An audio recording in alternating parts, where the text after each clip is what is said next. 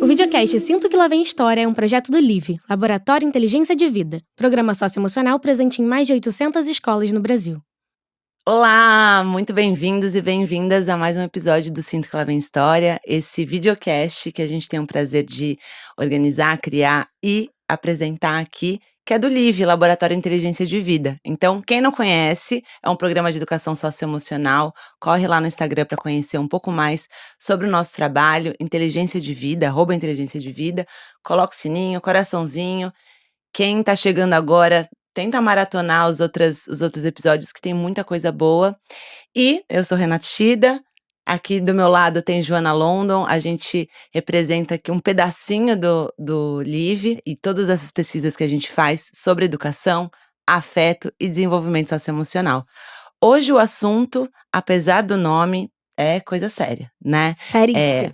Brincar é tão sério que é um direito da criança. Ele está previsto pelo ECA. Então vou parar de mistério, né? Estamos aqui com o Renato Nogueira. Renato Nogueira é professor, doutor em filosofia, coordenador do grupo de pesquisa Afroperspectiva e Saberes em Infância e ainda é escritor. Então, Renato, seja muito bem-vindo. A gente está muito feliz de ter você aqui. Olá, muito obrigado pelo convite, Rê, Jô e toda a equipe que está nos assistindo aqui. Agradeço e satisfação poder estar com vocês, trocar uma ideia sobre brincadeira, né? A gente costuma abrir, assim, a nossa conversa, resgatando um pouco da infância dos nossos convidados, né? De quem tá aqui. E se o tema é brincadeira, não poderia ser diferente. A gente queria te ouvir, assim, você era essa criança brincante, o que te interessava enquanto brincadeira? O que era brincadeira pra você? Brincadeiras comuns. Eu frequentava muito a rua da casa da minha tia. E aí era um lugar que eu ficava muito na rua, por lá. Brincava na rua por lá. Eu morava numa casa que eu era vizinho da minha prima, de um primo mais novos, e do meu irmão Marcelo, que sempre morou comigo, morávamos juntos, com meu pai e com a minha mãe. Então eu brincava com outras crianças também ali do quintal. Então eu vivia no quintal, brincando no quintal também. Então assim, a bola não é brincadeira, a fantasias, super-herói, coisas que eu gostava também bastante na infância. Desenhar, adorava brincar de desenhar, coisa que eu depois fui parando de desenhar, né, mais seriamente, então fui desenhando de modo brincante, pintar coisas. Então essas brincadeiras motoras eram legais pra mim, mas também as brincadeiras de desenhar, de estudar, de ler, contar uma história. E tinha uma coisa que eu fazia também, que pra mim era uma brincadeira, era ouvir histórias do meu avô. O meu avô era meu vizinho, e meu avô nasceu em 1921. Então o garoto, eu nasci, ele já era aposentado. E aí se aposentou cedo naquela época, então eu era um dos netos mais velhos que morava mais perto. Então ouvir histórias do meu avô pra mim era uma diversão, era algo que eu adorava também fazer. Então era incrível isso. Ai, demais. E aí, um pouco, né, a gente falou aqui, reiniciou o papo. Então, pensando um pouco nisso que você trouxe pra gente, dessa perspectiva do que é brincar, em oposição ao trabalho, né? Que o trabalho tem meta, tem uma entrega, tem uma produtividade. Por que é importante, né? Qual que é o benefício da brincadeira para a criança e para o desenvolvimento dela? Então se a gente pensar um pouco aí, lógico, até o conceito de desenvolvimento tem muitas questões em torno dele, mas eu tô compreendendo perfeito. por onde a gente vai, né? Quando a gente fala em desenvolvimento, né, pensando com a psicologia do desenvolvimento, como é importante para a criança adquirir habilidades, competências cognitivas, socioemocionais, motoras. Então a brincadeira tem relação com isso. A brincadeira tem a ver com o tempo livre, que é um tempo não cronológico. É o tempo do, né, cronológico, né, e o kairos, que é um tempo cariológico, é um tempo em que as coisas acontecem num instante que não tem relação com o tempo do relógio. Tem a ver com isso. Então, se a gente colocar a brincadeira nesse eixo daquilo que ela tem de importante para a criança se envolver com a vida, podemos dizer assim, ela pode adquirir capacidades, né, competências de, por exemplo, raciocínio lógico, início, meio e fim de uma atividade.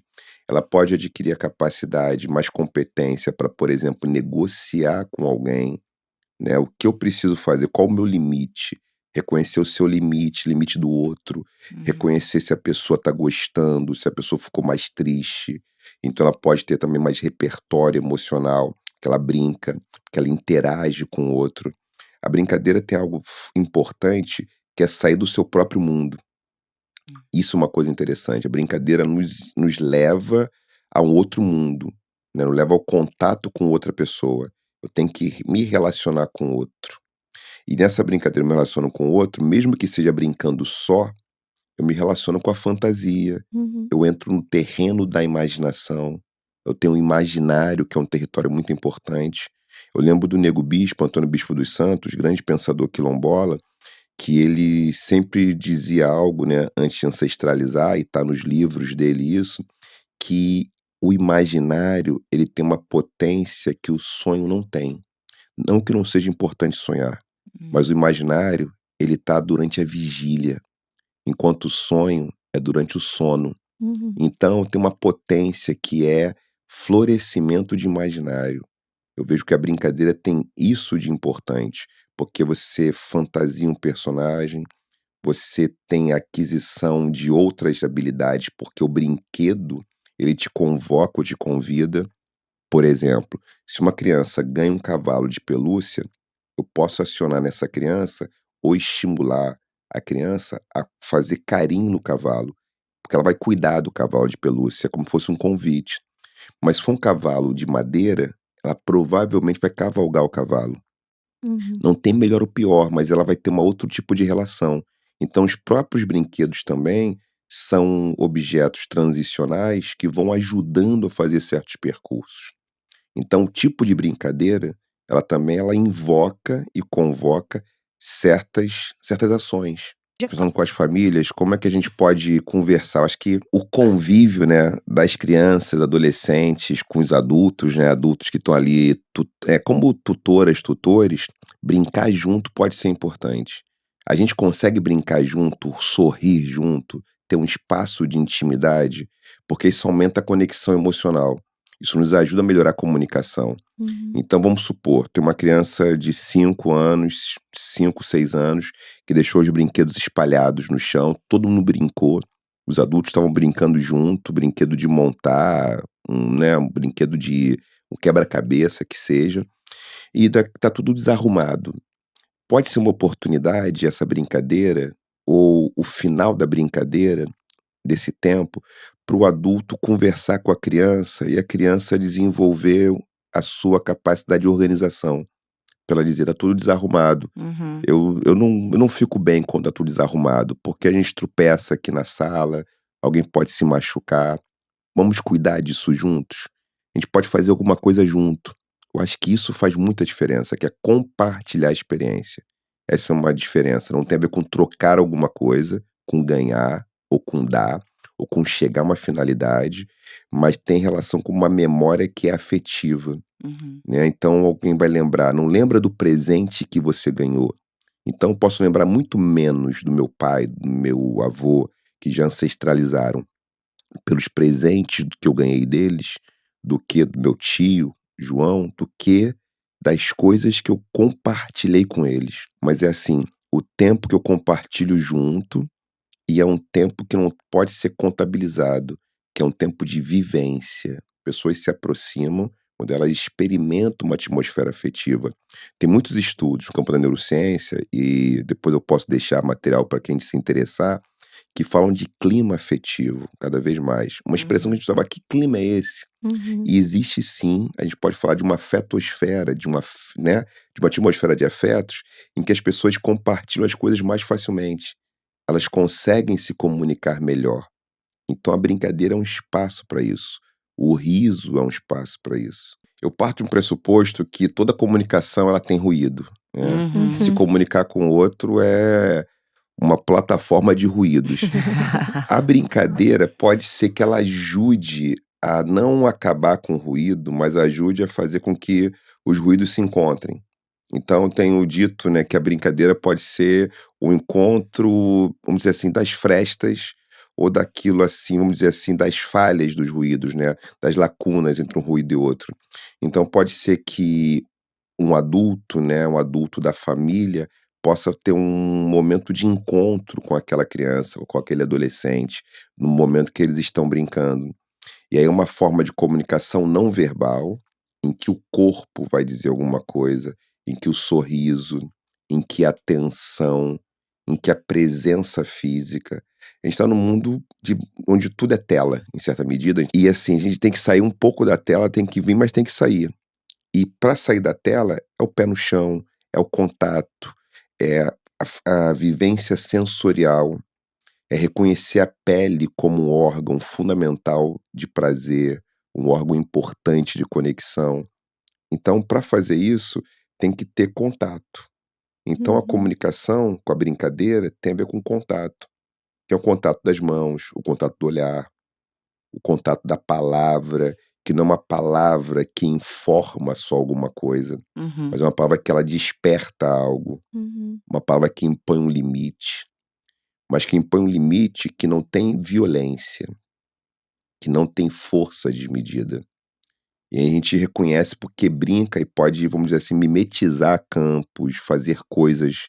Então, se a tua pergunta, brincadeira e comunicação, tentar formular uma ideia, a brincadeira pode ser uma maneira da gente dissipar ruído da comunicação e usar uma linguagem não verbal para fazer um contato ou manutenção do contato da intimidade.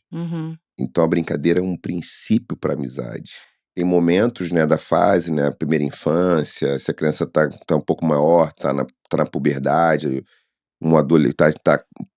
entrando na adolescência, como vai ser essa escuta? Eu acho que isso vai ser importante, mas eu considero muito importante que se permita que a criança expresse o que ela está sentindo, como ela está vivenciando a brincadeira, e tem espaço para esse acolhimento, né? E permissão mesmo do tipo, não corrigir, não determinar como a criança vai fazer. Agora, é fundamental que isso não faça mal para a criança, ou seja, a brincadeira, o limite importante é que essa brincadeira não coloque ela em risco. Isso é fundamental. Então, qual o limite do risco? Então, uma brincadeira que pode ser, eu sei, perigosa. Quero, não sei, empinar a bicicleta aqui na rua. Essa rua é muito... Você não sabe empinar, não tá com capacete, não tá com vamos dizer, os acessórios de proteção. Então, acho que uma coisa importante é os riscos, né? Para a integridade física, emocional dessa criança. Ter atenção com isso. Tendo atenção com isso, se não oferece nenhum risco para ela, a gente pode poder brincar junto, caso eu tenha disponibilidade. O adulto tem que checar. Eu estou disponível, eu não consigo agora. Vamos tentar encontrar uma outra brincadeira? Pode ser um jogo, pode ser um tabuleiro. Né, o tabuleiro pode ser uma coisa interessante. Agora, não precisa pré-determinar onde isso vai chegar. Isso é importante. A brincadeira, talvez uma das questões mais interessantes, é não ter, vamos dizer assim, rota de chegada definida. E ela pode servir como observação de si, da criança, o que a criança gosta. Isso serve para conhecer mais sobre a criança, mais sobre a gente, né? De produzir memórias, produzir entendimento, compreensão do nosso funcionamento. Eu fico muito irritado dessa forma, o adulto pensa, eu fico muito cansado. Aí eu fico bem, eu fico disposto, eu fico mais alegre. Eu vou identificando, e a criança fica alegre também. Os dois estão gostando dessa brincadeira, as duas pessoas. Agora, a relação é assimétrica, sem dúvida nenhuma. Isso é muito importante saber, né? O adulto tem um grau de responsabilidade, de tarefa, que tem relação com essa integridade, mas respeitando os limites, né, para que não tenha risco algum, e também estimulando, incentivando que essa criança encontre seus caminhos, encontre o caminho para se divertir, encontre o caminho para as coisas que ela gosta. Mas eu acho que dá um limite assim de um contorno ético também. O que pode, o que não pode, no limite, colocar em risco a si e outra pessoa, né? Pra ela também fazer uma relação de empatia. Eu acho que a brincadeira pode ser isso. Você brincou com seu colega, brincou comigo, mas eu não gostei, porque eu fiquei chateado, fiquei ferido com o que você fez.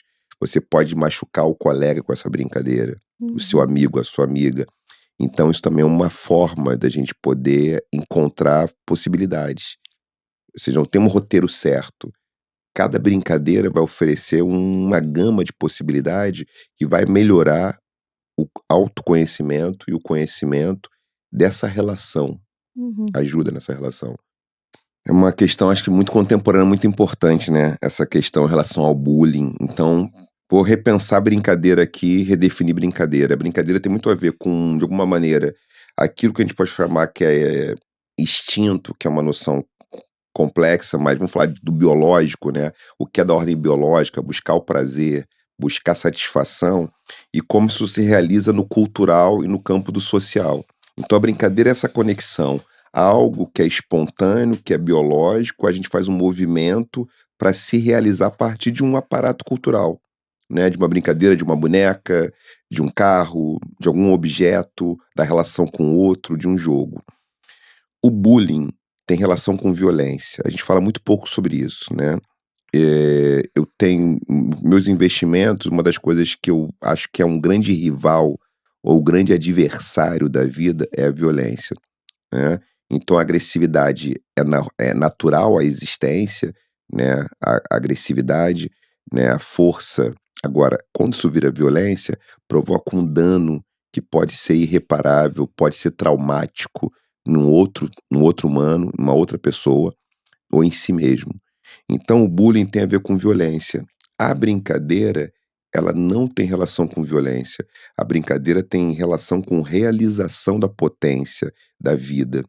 Então o problema é quando a brincadeira ela cria um prejuízo para o outro. Uhum. Então esse é um limite importante, o que não significa que não vai ter medição de força, que não vai ter divergência, que não vai ter concorrência ou um grau de competição dentro de uma regra estabelecida, mas não vai ter humilhação, não pode ter enxovalho, não pode ter, submissão. Uhum. Então isso é importante. Então o limite tem a ver com isso, e a gente não falava sobre isso em gerações passadas, né. As gerações mais jovens têm tratado sobre isso, as escolas se debruçam, a gente tem casos graves que viram casos inclusive de justiça, de polícia, Uhum. de crianças em escola, né, casos muito de discriminação, xenofobia, racismo, né, casos muito variados, gravíssimos que têm acontecido e que começam com uma situação de bullying, um dito Uhum. bullying. Uhum. E as pessoas usam uma expressão, tem uma expressão que é frequente em redes sociais, né, que é a geração raiz, a geração Nutella, os que eram raiz, os que são Nutella. Então tem que ter muito cuidado com isso, porque, bullying não é pouca coisa, Exato. é o limite da violência, é o limite daquilo que provoca dano emocional. A violência pode ser simbólica, pode ter muitas formas de se manifestar. Então a violência, ela não produz benefícios para a sociedade, para o tecido social. Esse é o limite importante. A gente identificou que tem um dano, e no campo, né, da neurociência tem muitos estudos mostrando que uma pessoa ser agredida ou ser surrada não tem diferença no cérebro em relação a ser enxovalhada ou ofendida. Uhum. Uma ofensa que abaixa a sua estima tem o mesmo efeito no cérebro de uma surra, Uhum. Uhum. né, assim, um abandono. Então esse é o problema do bullying. E importante também dizer, a gente não vai ser amigo de todo mundo, não vai gostar igual de todo mundo. Essa é uma fantasia perigosa. Essa fantasia ela recalca, né, emoções e ela se transforma no seu inverso. Que se também a família não tem que dizer para assim, você tem que gostar de todo mundo igual. Vai ter amigos e amigas que vão ser mais queridos, mais queridas, e não há problema Uhum. para isso. Renato, hoje a gente tem uma participação, eu vou colocar o play para a gente poder Uhum. conversar com essa pessoa que nos mandou uma mensagem. Então vamos lá. Fala galera do Live, eu me chamo Maiara, eu sou professora, educadora e também sou mãe de uma bebezinha linda e sou fã do Live, consumo muitos conteúdos, sou muito feliz com as temáticas que vocês trazem, as pessoas maravilhosas, vários pensadores contemporâneos que eu fico só babando. E a minha dúvida é como lidar com adolescentes e apostas. Esse mundo agora que tá tão repleto de publicidades e influencers e tudo mais, falando sobre apostas, como se fosse algo muito simples. E esses jovens e qualquer um de nós somos potenciais vítimas desse tipo de atividade, né? Então, como lidar, né, com jovens que apostam no momento da descoberta e também como prevenir, como a escola pode se posicionar quanto a isso e também as famílias, né? Já que o tema é brincadeira e por acaso ver esse tema, é dizer que apesar de parecer, Uhum. isso não é brincadeira, né? A aposta não é porque a aposta brincadeira. não é brincadeira, os joguinhos de recompensa financeira, definitivamente o que eles não são é brincadeira. Então eu queria só já trazer um pouco essa costura com o tema, mas quero ouvir primeiro o Renato. Vamos lá, boa questão. Maiara, obrigado aí pela questão aí, por essa pergunta, né, por essa interrogação. Acho que você fala de algo que é importante, que a sociedade se debruce sobre isso. E duas instituições fundamentais para as crianças e adolescentes, que é a família e a escola. A gente entender que família e escola são duas instituições que têm como um dos papéis preparar, né, crianças, adolescentes para mais autonomia, para mais condições de lidar com a sua própria vida de uma forma que não seja prejudicial para ela e nem para a sociedade que ela vive. A gente tem que pensar qual é a fonte de prazer desse adolescente. Por que essa ideia de investir pouca energia para ganhar tanta energia de volta, né? Investir um pouquinho para ganhar tão mais, para ter esse lucro que não faz parte de alguma coisa que é da ordem da própria natureza. É muito desmedido isso. Então, como a gente lida com essa fantasia? A gente precisa entender como esse jovem, essa jovem, como adolescentes estão lidando com o seu prazer, né? E aí falou dos influencers, né? Influencer é uma coisa. Outro dia alguém me perguntou, né? Você é influencer? Porque eu uso redes sociais, né? E, né? Eu sempre digo, eu não sou influencer, né? Então eu sou confluencer. Não nego que eu uso redes sociais, mas modo a confluir, não a influenciar ninguém. Não tenho esse talento de ser influencer, que é uma outra coisa. Essa é uma outra atividade. Não estou para dizer que é ruim ou que é pior, né? Agora, muitas atividades influencer são para reproduzir no outro um modo de vida, como se fosse o único possível. Não que todas influencers façam isso, não vou generalizar aqui, mas não é. Existem sim trabalhos como ela nos trouxe agora essa pergunta, influencers que fazem isso, né? Que querem estimular o outro a encontrar um único modo de vida, uma expectativa para ser uma pessoa feliz. E para isso tem que ter um tipo de corpo, tem que ser suficientemente uma pessoa magra, suficientemente uma pessoa com uma renda X, que possa adquirir tantos objetos de consumo. Isso traz muitos problemas. Tem que ser tipo jovem para sempre, tem um monte de problema, né? Como confluencer, o que eu digo, né? A gente tem que fazer encontros que possam aumentar nossa potência de vida, mas de uma forma que isso não seja da ordem de uma, vamos dizer assim, usurpação, nem da gente, nem do outro, nem numa autotransformação de uma auto-objetificação da gente, e nem numa sujeitificação dos objetos, porque a gente tem um fenômeno que ocorria muito, que era objetificar as pessoas. Isso, né? Objetificar o sujeito. Isso continua existindo. Mas tem um fenômeno mais recente, que não que ele seja só da agora, ele sempre existiu, mas está mais volumoso, que é sujeitificar os objetos. Que é transformar, por exemplo, plataformas em pessoas. Inteligência artificial numa pessoa, né? É transformar alguma coisa que é uma tecnologia como se fosse um ser humano. É melhor entender a água, né, a floresta como ser humano, como uma pessoa, do que entender uma tecnologia como ser humano. Então, indo para as apostas, como a gente deve fazer? As escolas e as famílias devem conversar sobre isso. A gente pode fazer isso como? Com teatro, com cinema, mostrando situações de sucesso de quem não joga, quem não aposta. Porque a gente tem que criticar o que está acontecendo, que com adolescente eu tenho que mostrar situações de fracasso, insucesso, daquilo que pode ser prejudicial para o adolescente. Mas só isso não adianta, porque o adolescente, para construir a sua identidade, tem que se contrapor às gerações mais velhas, aos pais, à família. Então, eu tenho que, de alguma maneira, apostar em coisas que o adolescente gosta e mostrar satisfação, sucesso nesse sentido, como satisfação, como bem-estar, em situações que o adolescente possa ver um outro. Então não adianta só fazer uma denúncia para o adolescente, tem que fazer pronúncia para o adolescente. E a família e a escola podem ser esse lugar. É importante dizer, para ser feliz não tem que ficar milionário até os 30 anos. Isso é importante. Não precisa ser bilionário até os 30 anos para ser uma pessoa que tem uma vida boa, que viva bem consigo. Isso não é fundamental, não é indispensável. Não é indispensável que você faça certos tipos de pré-requisitos, né? Não existe um modelo para sua vida ser uma vida que vale a pena. Se o adolescente é influenciado por essa fantasia, que é uma perversão do platonismo, né? Platão tem um modelo, as ideias perfeitas, então tem um modelo perfeito a ser seguido, isso vai criar muito sofrimento. Vai sofrer porque você vai ter que ser alguma coisa que você não é. Isso tem relação com ter uma quantia de dinheiro enorme, onde o único prazer fetichizado seria ganhar dinheiro. É muito pobre a pessoa que só sente prazer ganhando dinheiro.